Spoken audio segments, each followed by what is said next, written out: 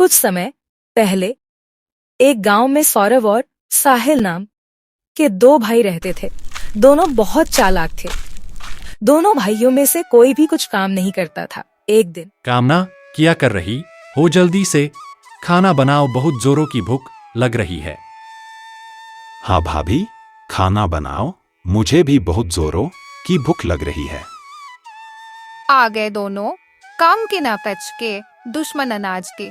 काम तो तुम दोनों करते नहीं, खाना खाने आ जाते हो, शर्म नहीं आती तुम्हें? नहीं, नहीं आती हमें शर्म। भला खाना खाने में कैसी शर्म? भाभी, ताने बाद में दे लेना, बहुत भूख लग रही है, खाना दो। खाना कहाँ से दूं? पहले जाओ जंगल से लकड़ी लेकर आओ। दोनों भाई जंगल की तरफ लकड़ी लेने चले जाते हैं।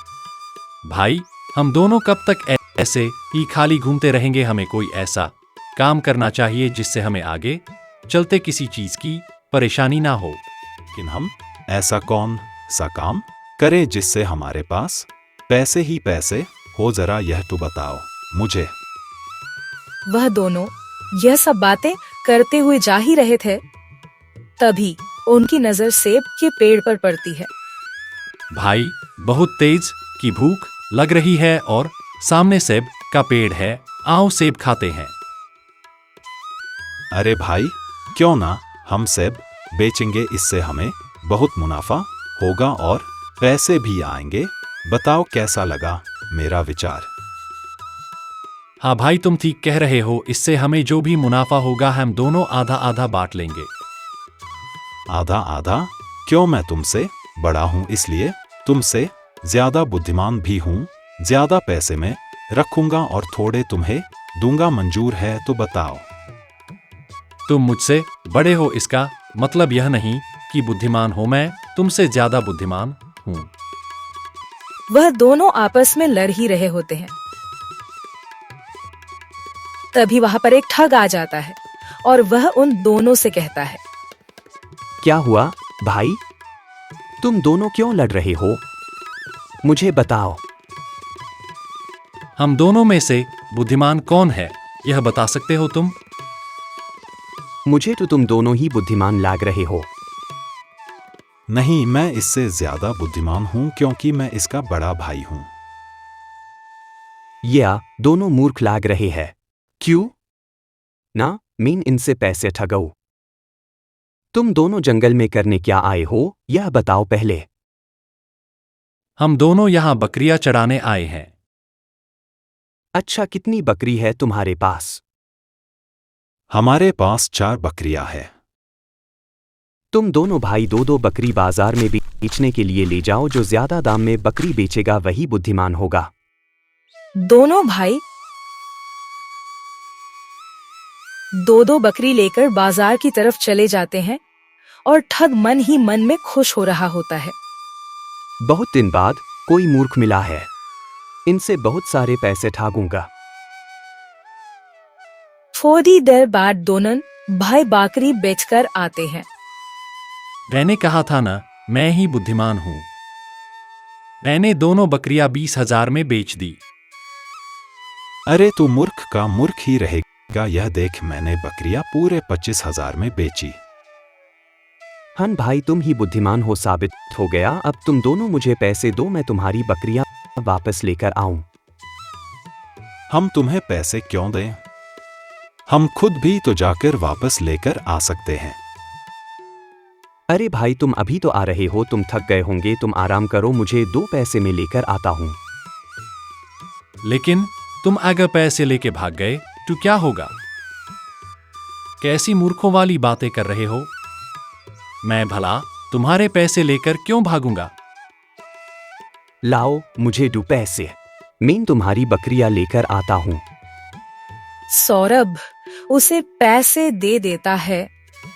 पैसे लेकर वो आदमी वहां से चला जाता है और वो दोनों भाई वहीं पर बैठकर उसके आने का इंतजार करने लगते हैं। आज तो मजा ही आ गया। अब मुझे कम से कम 2 महीने कम करने की जरूरत नहीं। इतने पैसों में 2 महीने का खर्चा तो निकल ही जाएगा।